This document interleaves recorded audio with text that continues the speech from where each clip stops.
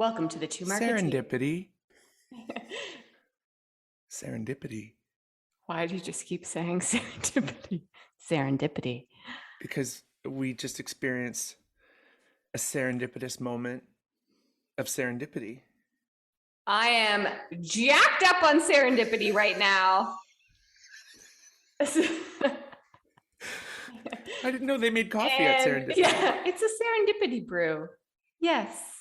I'll have a double serendipity. I had a double serendipity this morning. It's Serendipity Doodah is what it's called. That sounds like a cannabis brand.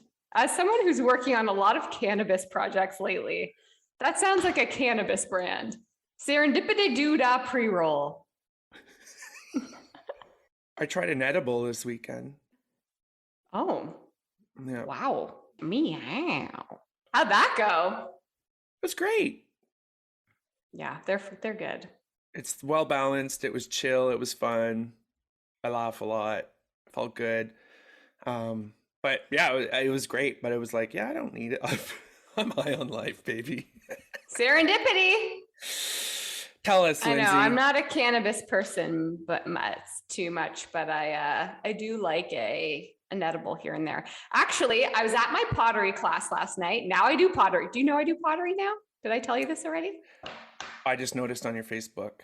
I'm a potter. Are they called potters? Yeah, you're a potter. I'm a clay worker. I don't know. Clay worker. That sounds illegal. I work the clay. So I'm doing this pottery class and it's beside a cannabis store. And as I was going there, I was like, makes sense. Yeah. In the work that I've been doing my research, I've been seeing that Seth Rogen does ceramics and pottery, right? So he'll like get high and do pottery. And now he sells his pottery, like ashtrays and things like that, as like cannabis paraphernalia. And I was like, should be my niche as well. I'll be like the Toronto cannabis, like edibles, and then go to my patio. No, I should. You've had one edible and you've made 2 pieces of pottery. Can we move ahead? Can we please? No. This is my thing now. I cannot do this anymore, this podcast, because I'm a potter. Okay. I gotta go. Okay, we're silly. Apparently we've done an edible before this episode. Wow. What are we talking about today, boss? We are talking about my new favorite term, the customer experience economy. Have you heard of this before? We brought this up to talk about it today. I don't think so. I forget everything. It's the edible. You've been bugging me about it for a while, so I feel like I know it, and I did all my homework, so I do. But no, the answer is no. To be clear, a while was 2 days that I've been bugging you about it. Okay. So I was reading an article in the Drum. We always start with, I was reading an article. We're inspired by something to kick this off. And in this article, it says, we're going to dive into the new customer experience economy. I'm like, what is this? I loved it. I so get it. Like, as soon as they said that, I so get it. Yeah. You had me at hello. Yeah. So. Especially having just edited our human-centered design. Right. This episode does come off the heels of that. So I was all in. Yeah. But it's different. Customer experience isn't synonymous with human-centered design. Say that again. Customer experience isn't synonymous with human-centered. Right. They have that link, but what I noticed from the reading that I did was, as we talk about this, I think it's important to make the distinction, is customer experience and human-centered or customer-centric, they're not the same thing. Right. I believe human centricity is something that is now being layered above that will drive better customer experience, correct? So today is about, let's talk about customer experience and how that is an economy, because I believe I'm with you on that. Yeah, I totally agree. So it's like, we've been talking a lot about like human design and people mindset and how that's changed and all of those different things. Now this level comes down to actually when that person is a customer. So when they're in that buying mindset, right? Looking for something. Yeah. So that's what this talks about, the new customer experience economy. So as like over the last couple of years, when we've seen customer experience become such a focal point, it makes sense that now this is turning into a trend or a term where we're focusing on what that customer experience is in relation to economy. And how in and of itself, it will have business value. It will be measured is what you're saying, basically, right? Like it will drive value in new ways. And we have to stop thinking about it the way it's kind of become a thing. It's like, I think you said it last week. Oh, we're customer centric. Like no one's going to say they're not. Exactly. Yeah. And it is more about experience. And they say like marketers now are more shifting towards thinking of themselves or considering themselves as experience makers versus trying to sell services or products, right? So their focus of their marketing initiatives and campaigns and how their brand shows up is more around creating an experience for its consumers and customers versus trying to just get them to buy something. Yeah. And again, that's like pause on that, right? Because everyone's like, Right. well, it's the same thing. It's like, no, we're going deeper, people. Yeah. Because people care less about what they're buying and more about what they're solving. Yeah. So I read that one article, but as I started, the first thing I asked myself was like, why? Well, why? Like, why has customer experience become this focal point? Like, what has been the big shift or what is taking place for that to happen? And I stumbled upon another article actually as well in the drum because they get deep into this topic. So this article was called "Customers Are One Click Away from Having a New Brand They Love. CX's Revolution," which is customer experience's evolution. And in that article, the one key statement that really summed it up for me is that with customers reclaiming the power, brands have become more aware of their precarity, necessitating a shift toward customer focus. Okay. And I'm like, that's been the big thing, is that over the last couple of years, transactional experiences have been disappointing. And so customers and consumers are now looking for amazing experiences so that they can actually engage with brands who understand them and who are invested in creating that great experience for them. And so as consumers are doing that, they are the ones that are taking back the power of their transaction. Right? They're not saying, I'm just going to go buy these shoes over here because I need shoes. They're like, no, now I'm only going to participate with brands or with a brand that creates this amazing experience for me. Hence them taking back that power and brands really being able to recognize that that's going on and figuring out the best way to lean into those customers through an elevated experience. Can I ask a question? Yeah. What is it? It's a Lindsay question. It'll throw you way off. I don't like those. Do you indeed believe that it's a conscious seek? You said customers are seeking unique experiences or however it was you termed it is it a conscious thing or is it more of, well, they expect it. So it's like we're dealing with a subconscious truth. I don't think it's a conscious action, but what I do think is that accessibility to amazing experiences is so much higher than it was before. So you think like, I bought a pair of running shoes 3 years ago. The running shoes are great. I wanted them. It was a transactional experience. I found them, whatever. Now, all of these elevated experiences are being placed in front of me by smart marketers and smart brands who really get it. So they're the ones who are creating the engaging TikTok experiences. And they're the ones who are finding the influencers that I love and creating an interesting experience there and placing that in front of me. So I think it's a subconscious desire to have a better experience with a brand. And now marketing has become so sophisticated and savvy. Brands who are doing it really, really well are getting in front of those customers who they know long for that experience.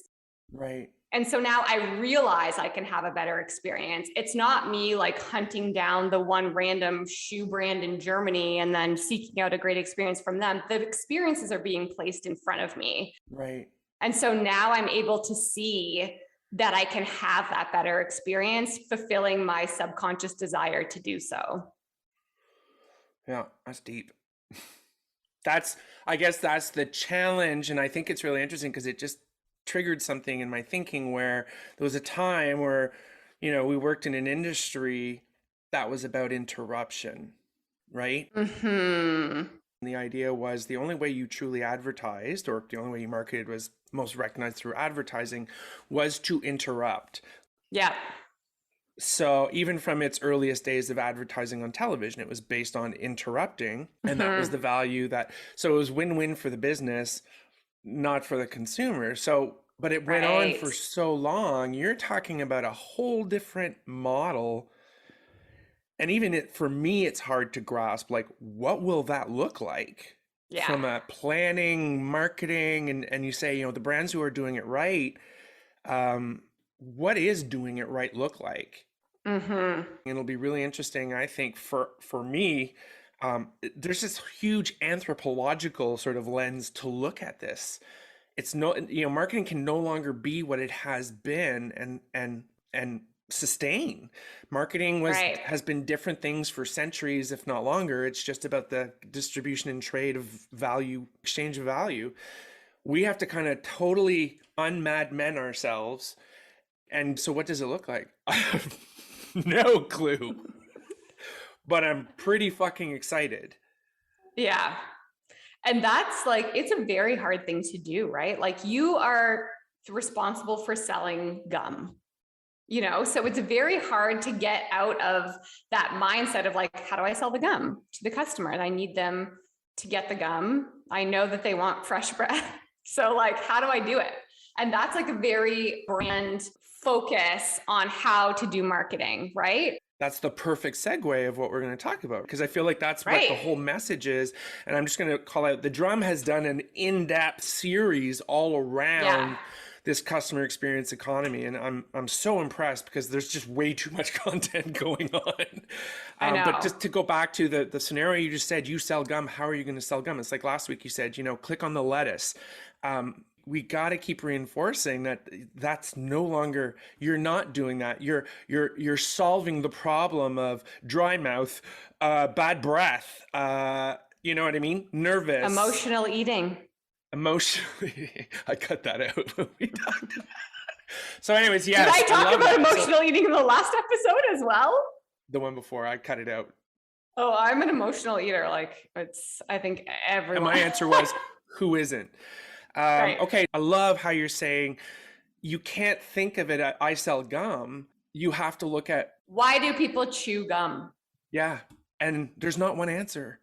And it's deeper than I want fresh breath. That's the thing. So that's the big thing, that the practice of strategy in marketing and advertising and business strategy is evolving towards, right? It's not these surface insights anymore around like, they want fresh breath, so I'm going to sell them gum.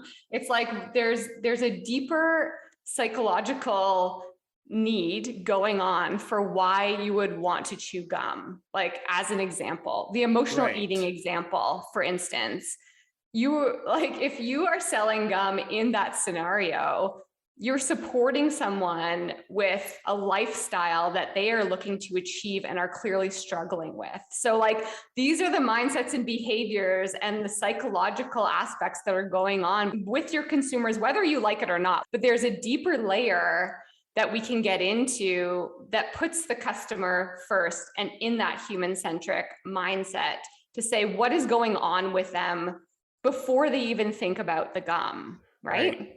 So before awareness, there's a lot of work that needs to be done in order to control that awareness moment. Mm-hmm. And that's where brands who are killing it are like, you get me. Like, what's going on before I need the gum. And that's why I choose you over anyone else. But that's what it is like, you get me. Like you said, you get me. Right. Yeah, you get me. And that's how you engage. And you're investing in changing the experience that I'm currently having. Like, that's where this new customer experience economy comes from, is that not only do you get me, but you're focusing your investment, your messaging, your dollars, your resources, your company in changing the way I experience your brand so that it resonates with me. Hence why I'm now long-term loyal to you, why I only buy your brand of gum, why during a recession, I'll still pay top dollar for your brand versus going to a no-name version. You know what I mean? Yeah. So to take it back to the article. Oh, yeah. Okay, so the article that spurred this whole thing was called "Has COVID Changed How We Design Physical CX?" Which, yeah, clearly it has. We talk about things like contactless delivery. That is a great example of how COVID has changed the way we design customer experience. Mm-hmm. Or having Lysol wipes at the front of a grocery store, or automatic hand sanitizer. Those are physical. Or having someone standing there. Yeah, those are physical design choices that are being made in a retail environment because of the pandemic. So yes, it has. But the big thing that came from this article, and we'll post in the resources, is that there is a noticed shift in brands from designing for themselves to designing around the needs of their users. And so this has been something I think that's been going on for a very long time. Like it's a desire of brands to say, yes, of course we want to put our users first, but we've been forced in the last couple of years to really rethink the way that we've been doing this and how we're becoming hyper relevant. So I'm just going to share one quick example from this article, and an example that I've known about for a long time because it's just so awesome, so that people who are listening to this can kind of have an idea of the shift in customer experience. Then I'm going to pass the baton over to you for you to share the stuff that you didn't let me see. Yeah. You didn't let me see in advance. I have a feeling you're sharing something that I found. Or are you sharing from the article that you told me you were From the article, because I've loved Okay. this example for so long, and they brought it up again in this article. And I was like, this is such a perfect example because it solves such an annoying problem. So this company called Lick has revolutionized paint sampling with posted stick-on samples. Have you seen this before? Why do you tell me about the example prior to the show and then ask me on the show if I've seen it before? Okay. So this company, and there's a lot of great examples now of companies who are like this. They took a real consumer problem, a real people problem, and they changed the way the industry operates. So what this company does is they provide paint samples and now wallpaper samples and a bunch of other different types of samples for your home that are big stickers. It's so easy. And like the big thing with these brands is that the reaction you should have is, how did someone not do this years ago? Like we should have just been doing this. What do they call it? V8, a V8 moment. I should have had Right. a V8. Not to do Yeah. that, but yeah. So it's like, normally to choose your paint color, you bring home all the samples, you make a disaster of the wall you were trying to paint. You lay things on the couch and you paint it here, you paint it over there so that you can see the light, and they all look like garbage, and then your thing looks like a mosaic, and you have to try and cover all of the different kinds when you actually do. Like, it's so bad. Yeah. So what this company does is they send you stickers of the samples. But what's amazing when you say that is, finally, when they took the time to understand what the humans really wanted and what the output of the whole experience was, they solved it so simply. Mm-hmm. So you get the samples in the mail, you stick them to your wall, you can move them all over your house, and then you get to decide. Like big? Big. It's not. And then you have to paint over them. The colors. Yeah, you don't have to paint over them after when you don't have to paint over them. Yeah. Like the answer to that problem previously to this redesign, customer experience redesign, was you take the little strip, or the innovation was, we're just going to put the paint in a smaller can, so you don't have to buy a whole can. That's how you get a sample. That should not be how you get a sample. It's so frustrating.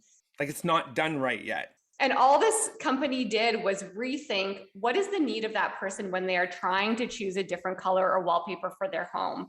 And then how do I take their current experience, which is awful, and make it amazing? There's so much. And that's what they did. Do you have to return the sample? I don't think so. It's a sticker. That's my point. Right? Like, I'm just trying to reverse engineer. I would say the innovation isn't the sticker. The innovation was understanding, what are we trying to solve for them? Well, part of it will be fear. I don't want to go in the store anymore, right? I don't want to spend the money on this paint. Like if I want 10 samples, It's expensive. so it's like, it's the very basic thing that all brands and all humans know. If you want, you got to give. Right. Like, can we just think about the good it can do? And it ties in perfectly with what I'm going to talk about. Well, over to you. But this has been an age-old problem they've been solving in ways that ultimately, which weren't wrong. I mean, it definitely sampling made it easier. They were wrong. But you know what I compare it to? Because there's one as arguably as brilliant, and I've wanted to talk about it, was what IKEA did at the beginning of the pandemic. And they gave backgrounds to Zoom calls. Oh, really? I didn't know that. So all these people were dealing with, like, everyone had the same background because they didn't want people to see their messy kitchen or their messy house.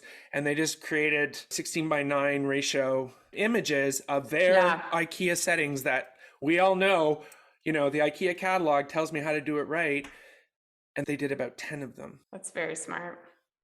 Right? It's just supporting people, right? It's understanding what situation they're in.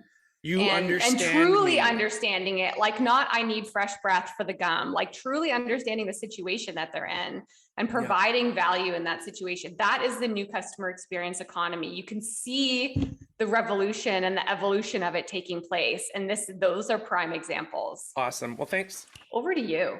Thanks for giving me that opportunity to talk about IKEA. Of course, I have the printouts because it's just the way it is. Today in CX.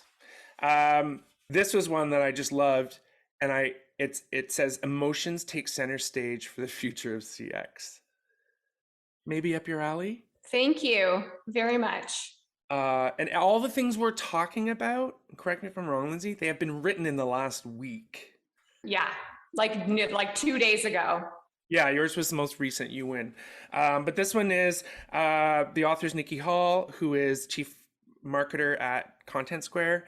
But they start quoting this gentleman, Cameron Worth, who runs an Internet of Things agency. But anyways, he talks about how a lot of brands that have operated and dominated a niche for many years have become complacent and are now of the view that what has worked for many years will continue to work in the future. That's Lindsay since beginning of last year. Throw it out. At least rethink it. This has left room for challengers, which you're talking about, to step in and refresh ways of thinking, designing, and creating. This is why I love about this. These are ways, like last time we talked about human-centered design, we talked about the attitudes that you have to, the whole idea of embrace ambiguity. Like, I just have to think of things differently. So That's what I love about this. He talks about 4 key emotions that they put to what they call digital humanism. So now that people aren't forced to stay inside, so this is how timely this is, right? And find ways to entertain themselves, marketers clearly understand that consumers will favor the more and less strategy. What does that mean? Accomplish more in less time. That means marketers will need to focus on quality over quantity and find better ways to connect with audiences in a way that values their time. Yeah. Stop doing shit that wastes our time. And that people don't like. Episode 1 of this entire podcast, I believe, was 63 ways to annoy Lindsay. Oh, yeah. So it's just value it. You get me. You understand that I don't have this much time. So with all that, it begs the question, what role does authenticity and emotions play? So I could go on and on. You have in the past.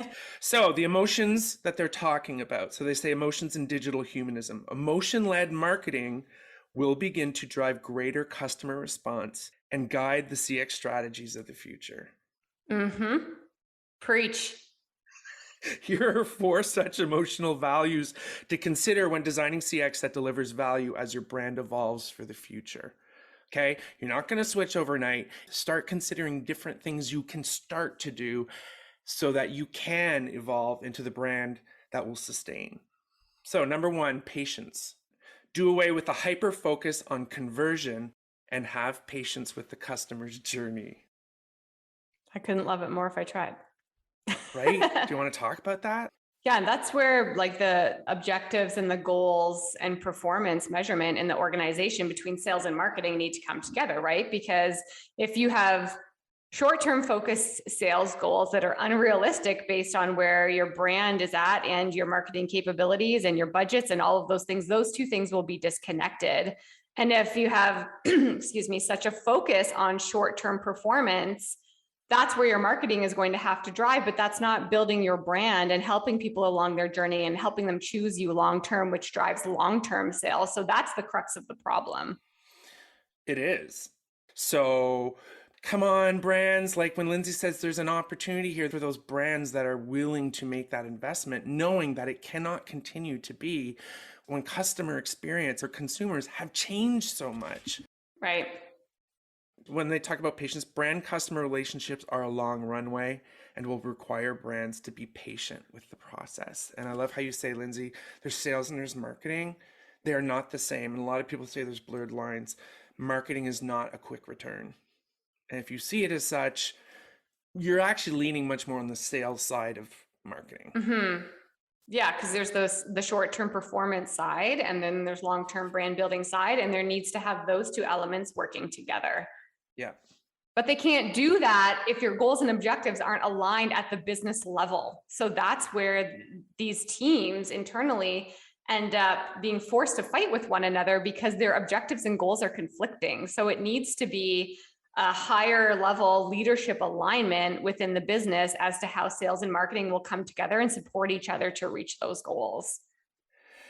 You know, how much progress was made last year when things had to be rethought? How much is that being rethought now because the immediate numbers aren't performing the way the shareholders want?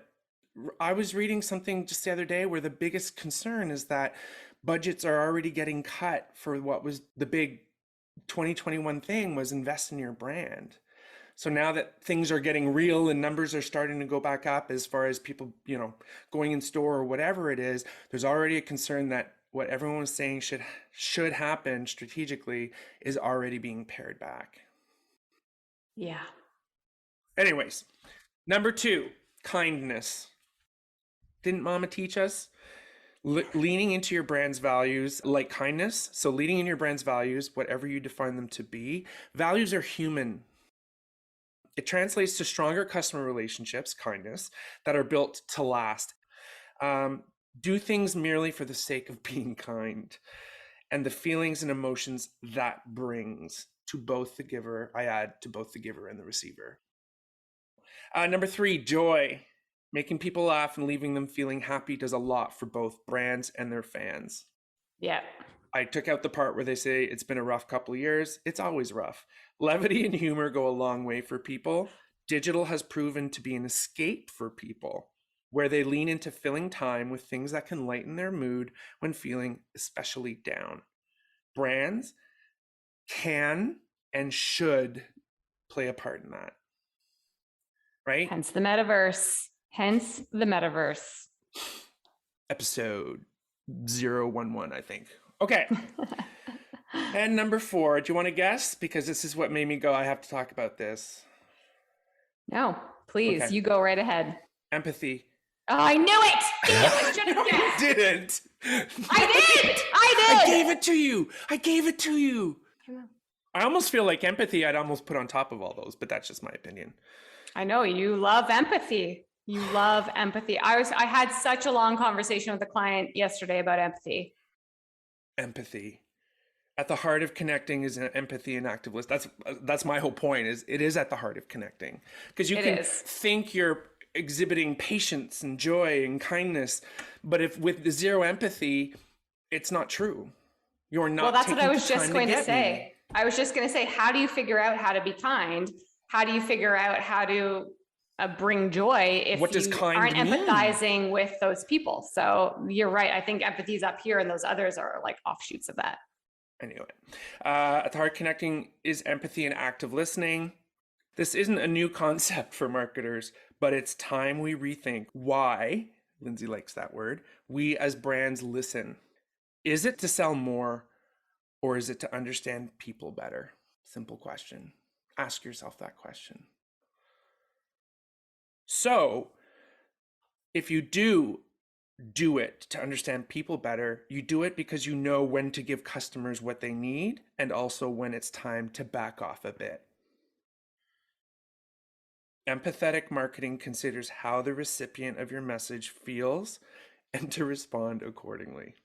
So just on that note for 1 second, I read something that really opened my eyes to say, I don't actually think you have to decide as well between those two questions, because you don't have to be someone who just understands people or someone who just wants to sell products. Like if you do it well, if you do the empathy well and the human-centered experience and elevate the customer experience, it will drive sales for you long-term. It will. Like connecting those two things will drive performance. It's just that you need to be able to make the customer experience and the mindset discovery a priority in the beginning. The act is to ask it. Yeah, and it's not to choose. You don't have to choose. Like if it is to sell more product, listen, let's not forget, as businesses need to be successful in order to drive an economy. It's about understanding the intent of your marketing. And that's when you make the decision to say, but is this short-term sales or even short-term marketing, or is this long-term marketing? Always ask yourself the question so that you do it with full intent. Mm-hmm. Yes, I totally agree. Don't fool yourself into thinking you're doing people a favor by discounting something 30% so you can get it off the shelves. Mm-hmm. Be very conscious in your actions as a business. So to summarize, the value of the emotionally connected customer and the marketer who can connect on that level is invaluable. In branding, it's so important is remember what you're trying to achieve here beyond just the bottom line. I think that's why purpose is so important. It is invaluable when you are authentic in those ways as a business. It evolves CX to be something more central to the relationship between brand and customer, thereby making the brand more valuable. And that is what a brand does. That's it. That's a perfect way to end this episode. Huh? Throw away your papers. You're done. That was awesome, Lindsay. It's a tidy bow. I'm telling you, this notion of the new customer experience economy is going to start to be the way that progressive marketers and advertisers and brands think about it. Follow closely, dive in, check out the resources that we're sharing.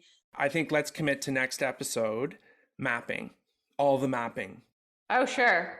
Okay, stay tuned for mapping, journey mapping, empathy mapping, all the maps. All the maps. Lindsay, thanks again. Great topic. Have a wonderful 2 weeks. Sounds good. See you soon. Have a great day. Bye, Marketeers. Bye, Marketeers. Thanks for listening. We hope you enjoyed it.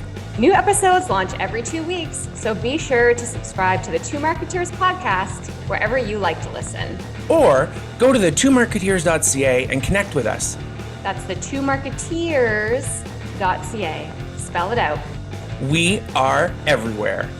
Two Marketeers podcast. This podcast is over.